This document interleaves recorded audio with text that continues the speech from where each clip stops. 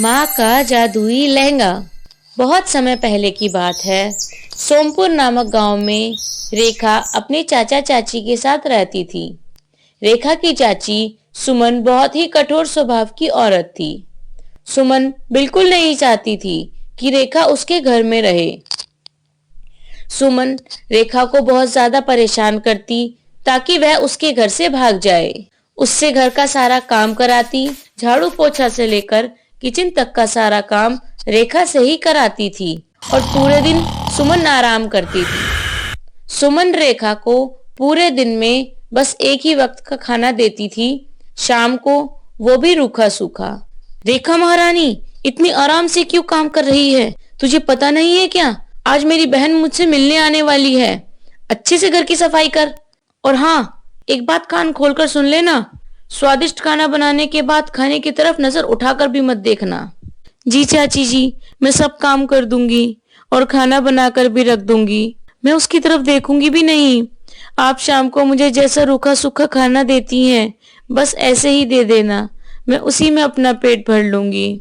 आपने मुझे अपने घर में रखा है, यही मेरे लिए बहुत बड़ी बात है। हाँ हाँ, बहुत बड़ा एहसान किया है मैंने तुझे यहाँ पर रखकर, वरना तेरे माँ बाप तो तुझे कब का छोड़ के चले गए। सड़क पर कहीं भीख मांगती फिरती। चल अब जल्दी से काम पर लग जा। बेचारी रेखा बिना माता पिता की बच्ची सारा दिन काम करती और अपनी चाची की दुत्कार भी सुनती। शाम हो जाने के बाद सुमन की बहन आ जाती है। सुमन और मीरा दोनों मिलकर बहुत मस्ती करती हैं और बहुत मजे से खाना खाती हैं। जब रेखा के खाने का समय होता है तो रेखा अपनी चाची के पास जाती है और सुमन से कहती है, चाची जी, मेरे खाने का समय हो गया है, मुझे कुछ खाने के लिए दे दीजिए ना।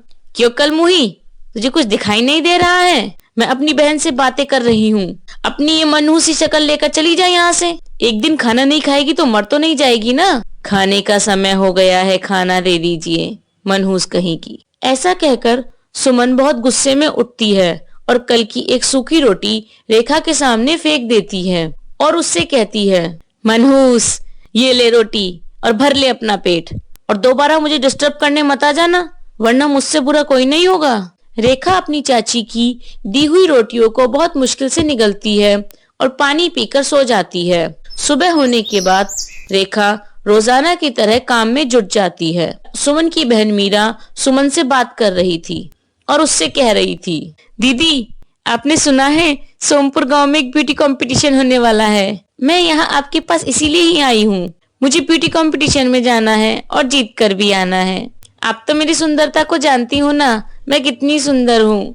लेकिन दीदी, उस ब्यूटी कंपटीशन में सिर्फ लहंगा ही पहन कर जा सकते हैं। आपको मुझे एक लहंगा दिलाना होगा। आप जीजा जी से कहकर मुझे एक लहंगा दिला दो ना, और वो भी एक अच्छे ब्रांड का।